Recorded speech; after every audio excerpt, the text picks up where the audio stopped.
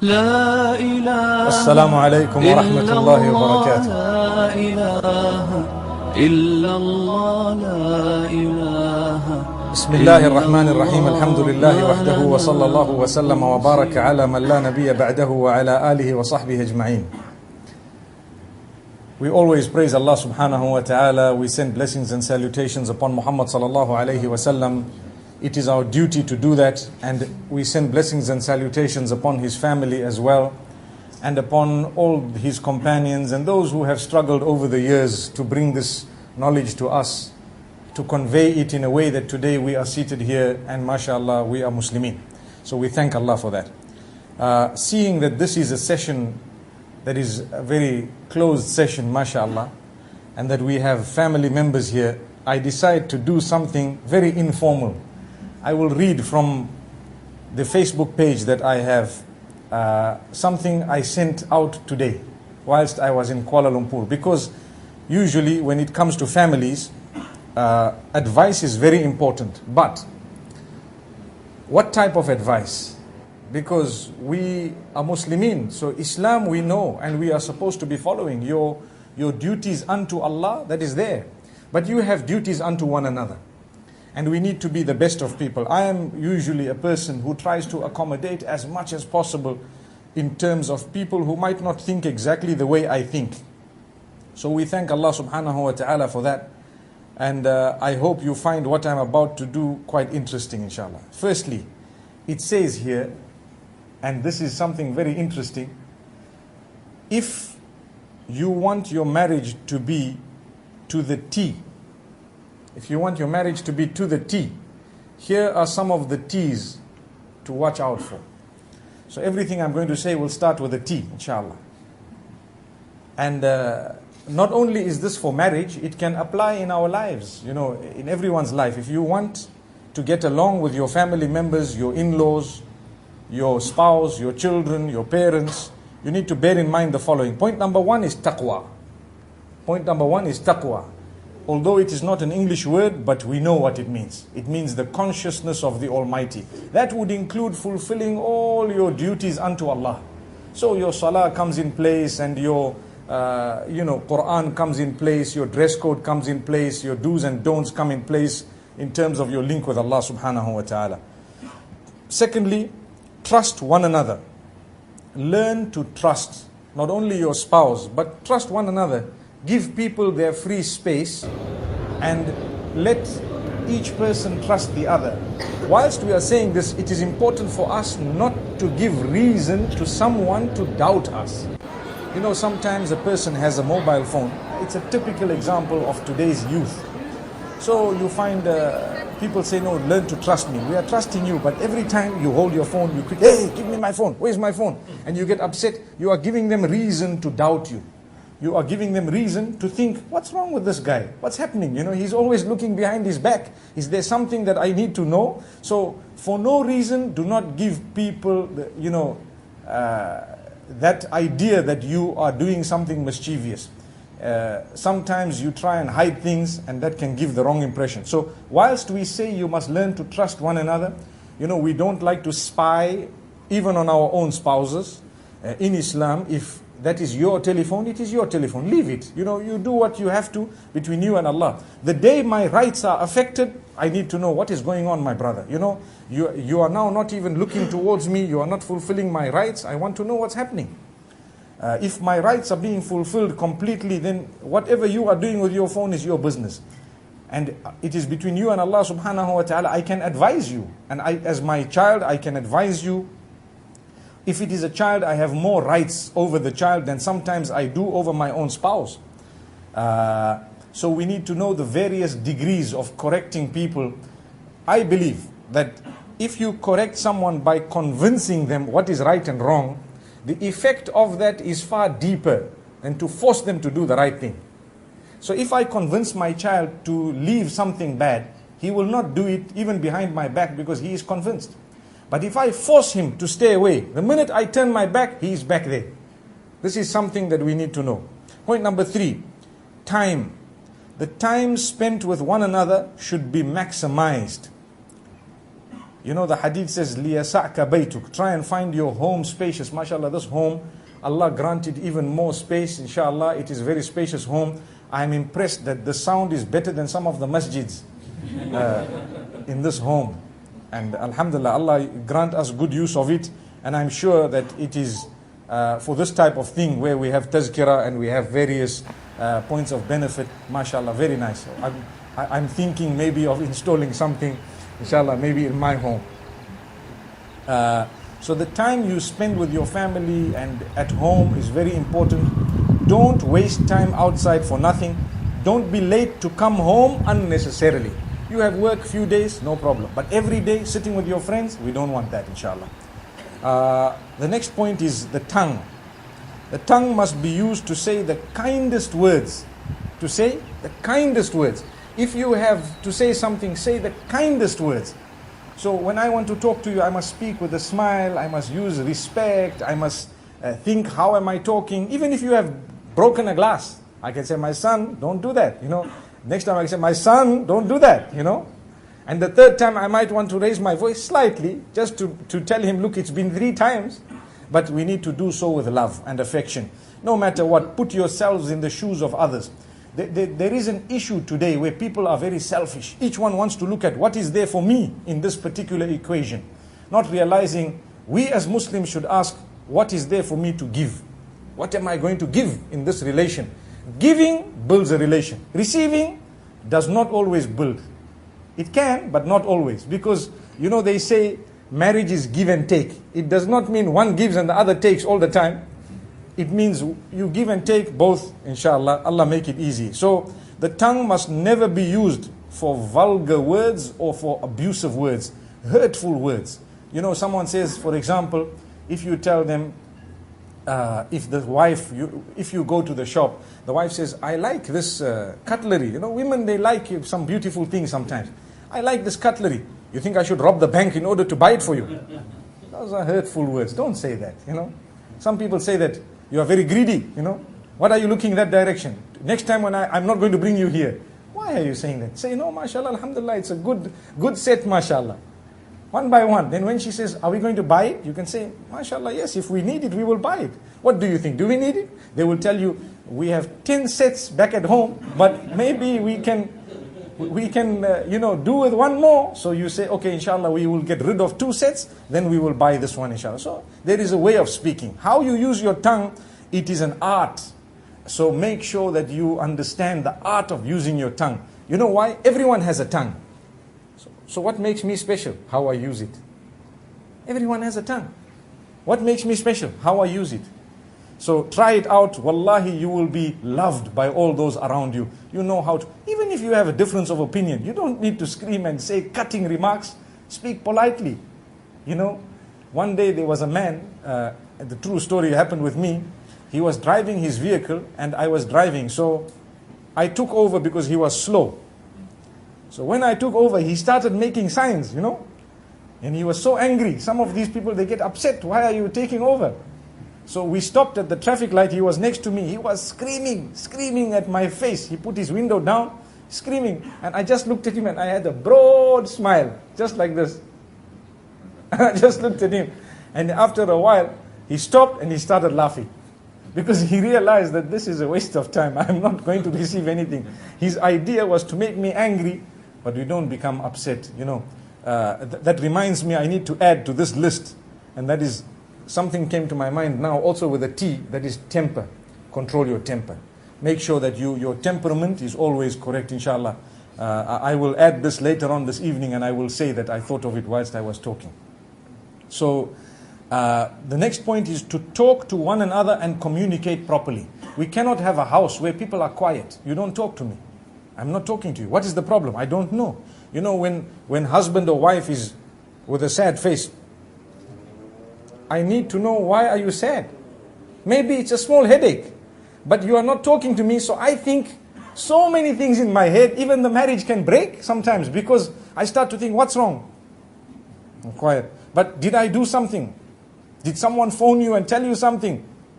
What happened? Quiet. That type of miscommunication or lack of communication, wallahi, it can destroy any relation. So communication is essential for a healthy relationship. Very, very important. Then we have truthfulness should not be compromised. Don't compromise. Be a true person. Be honest. Be straightforward. Be upright. Be truthful. Inshallah, you will find your relations always in order. The next point is tolerance. Tolerance of the differences here and there. What that means is, one day you cook chicken, one day you cook fish, one day you will have vegetable, one day. So what? It does not have to be according to my liking all the time. We have a problem. The Quran, alhamdulillah, it has set rules and regulations. But some people have misunderstood it. When the Quran speaks about a man being the man of the home, it does not say that you are not allowed to compromise one or two things, and you are not allowed to give your family any decision making. Some people, their friends tell them, make sure you wear the pants. So he comes home, innocent wife, what a good woman, such a nice relation, but he thinking of his friend says, who wears the pants? He says, hey, sit down.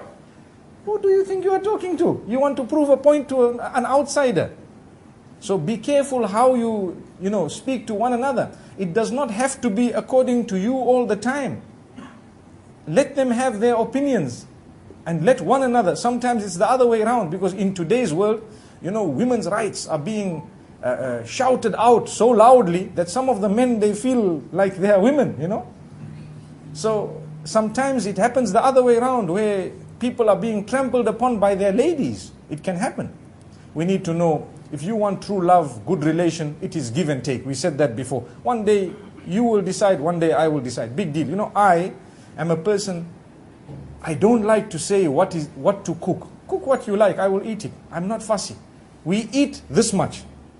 And we make a noise like we will fight for 1 year because of that one plate of food. What did you cook today? I'm upset. I'm not going. You are fortunate. Domino's is round the corner. You are fortunate. If you didn't want, you can say, mashallah, very, very good. I just need to get something outside quickly. So it's one of those things. But to swear and shout, fight over one small plate of food, wallahi, it's not the quality of a Muslim. So we need to learn in that regard. Then we have thanks and gratitude. Always say jazakumullah khair. Say please when you are talking. This is manners. In your family, you lose respect when you don't utter please and thank you. Min fadlik, can you do this for me please? And then you say jazakumullah khair. Allah reward you, Allah bless you, and so on. Good words. That is very important. Then we have thoughtfulness and tact in your actions and your words, especially when correcting one another. You correct one another with respect, and you need to have tact. When you want to do something, don't be too blunt. Sometimes blunt behavior is not very well received. Sometimes it can cause a problem. If I say, who laid those tables there? You don't even know what you are doing. How can you do it like that? Oh, that's not how you speak. Even if it is wrong, don't speak like that. There is a way of speaking. In fact, you can get up and correct it without talking. That's a better way, without talking. And still by thanking, no, jazakumullah khair, you people did a very good job. I just rearranged a little bit, but you did a very good job. What's the point of me being the big boss? Today's world is very different. Remember, we are living in an age of television and internet and mobile phones and technology. That is the age. So don't think the norms are according to me and you. The norms are changing. They are according to technology. On Twitter and Facebook, the people will say, what is a good Malay dish that they cook here? Some food? What? Curry. What? Curry. Curry. So someone will say, today I had curry. And the world will say, wow, how was it made? What happened? 3,000 people from across the globe are commenting about one bowl of curry in your house, and they don't even know sometimes that the salt was more. But just because you uttered words of this nature, the world is commenting, and everyone is there. They know what happened. They know what is going on, So you need to be careful how you speak, and you need to have tact. People must really be feeling very comfortable in your company. Because if they are wrong, they will be corrected politely, and if they are correct, they will be acknowledged and appreciated. Do you appreciate those who you live with? It's a question. There was a boy in my community, and I have a good relation with some of the youth, young people, even some very young, young boys, 10, 12. One young boy, a little bit mischievous. So I told him, together with some others, that brother, I need you to have an A4 page on which you write the following words. And you must tick off how many times you use them in your house. What are the words? Jazakallahu khairan, one of the words. Please, thank you, and the words like these, a list of words. So every week he must come to show me that list to say, I used it 5 times this week. I used it 6 times this week. The idea is to develop these young children, and you can give them a prize, although he's not affiliated to me, but because he comes to the masjid and he respects me, we try to help them. So this is just a system. We as adults, ask yourselves, how many times do I use those words with those who live with me, even those who work for me? I say, Jazakumullah khair, thank you very much, I really appreciate it. I have a habit, when someone, even if you're on an aircraft or anywhere else, someone comes with something for you, thank you very much, I really appreciate it, and you appreciate it, you say a few good words, and wallahi, it makes a big difference, Some people, they think, oh, there is a sheikh, that sheikh is just going to sit like this, anything comes, just nod his head, you need to speak. If you are Muslim, you have a Muslim name, you have Muslim identity, you need to speak, inshallah, and make sure that people get the correct words from your mouth. Then a very important point, troublemakers should never be a part of your friends. Who are troublemakers? They carry a tale from here and they take it there. They carry a story from there and they bring it here. Only to carry a story is enough for someone to be considered a troublemaker. So don't carry tales. They call them telltale tits. That's what they call them. Wallahi, very dangerous. If you have friends like that, it's poisonous. But if you are like that, it is suicide. Allah protect us. So remember, you don't need to carry every tale. If you want to take a good story, take it. If it is bad, bury it under your toe. Finished. Make dua for them. Bury it under your toe. I saw this and that, and this person said this and that person. Relax. Just make dua. If it is necessary, you let someone know. And number 2, if it is good, you can let others know as well. So that is the issue with troublemakers. Then the point, technology and telephones must be used to enhance your relations, not to destroy them. Many people use their telephone to break relation, because your telephone, you can access anyone across the globe at any time. Make sure you access the right people. If there is someone wrong, cut it out, block. I always tell my friends that a lot of the applications, they have an option to block someone. Whether it is WhatsApp, whether it is Facebook, whether it is Twitter, you can block someone. So why is there the block button when you are not using it? Block them. And don't worry. Don't say, no, I'm too kind, I won't block. Block them. They might block your happiness if you don't block them. So it's important, inshallah, that we look at that issue as well. Then the second last point I mentioned, I started with the word tea. Tea to drink, isn't it? Tea and meals at home with your family is absolutely priceless. Try your best to have your tea, your meals at home.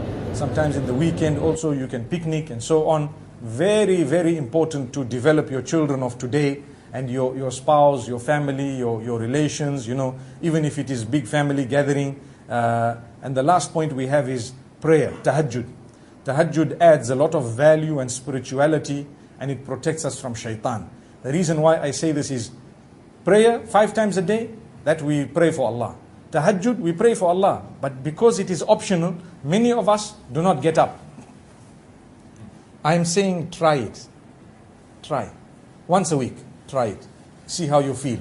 They say Saturday night, the non-Muslims go to the club, isn't it? Muslims will sleep early to get up Sunday morning. Inshallah. For what? For tahajjud. Try it. Try it. And you will find very big difference in your life. Very big. Tahajjud. Once a week we are starting with, it's like an auction. We are selling a product. They say, if you haven't read, okay, who is going to read once a month? You can answer yourself in your heart. I don't need to know, because not for me. Who is going to read once a week, inshallah? And we go ahead, inshallah. So may Allah subhanahu wa ta'ala help us to tolerate one another. I want to end by saying, be the best person you can be, because you are going to die. Did you hear what I said? Be the best person you are going to be, because when you die, you will leave behind a legacy, and some people will know you, this man was very good. Or will they say, this man, he was okay, you know, he used to swear a lot, he used to really shout us too much, he was doubting me too much. People are waiting for others to die today. You know that, sometimes people are waiting. I know, astaghfirullah, Allah grant us cure from our disease. I know of one family where the wife became sick. So a friend is telling me, I wish that was my wife. Astaghfirullah. La hawla wa la quwwata illa billah. La hawla. You understand? What he is saying, he has such a bad relation with his spouse, and because of too much talking loudly and shouting, he says, I wish it was my wife. How can you wish your wife was sick? But I learned from that this man is waiting for her to die. Imagine. So Muslims should not get to that level. We need to live in such a way, both sides, all sides, nicely. I tell people, when you are living with your more relatives, you need more patience. If you have one relative, one bag. Two relatives, 2 bags of patience. If you have your in-laws, 10 bags of patience. You will live with them. Happily, you need to work hard. There is no room for laziness. You will have to do things. The more you sacrifice, the more they love you. All of us. When we are lazy, people don't like us. So, inshallah, we will try our best to be kind to one another, to be patient, to make life easy for those who live with us. Just make life as easy as you can. Allah will create ease for you. In a few days, we will hear some of these points in some of my talks, inshallah. But today I have just mentioned it. I read it out of my phone. We ask Allah to benefit us. We are hearing adhan. We will stop there. Sallallahu wa sallam wa baraka ala nabina Muhammad subhanallah bihamdih. Subhanakallahumma wa bihamdik. Nashhadu an la ilaha illa anta. Nastaghfiruka wa natubu ilayk. Jazakallah. Shukran, Shaykh.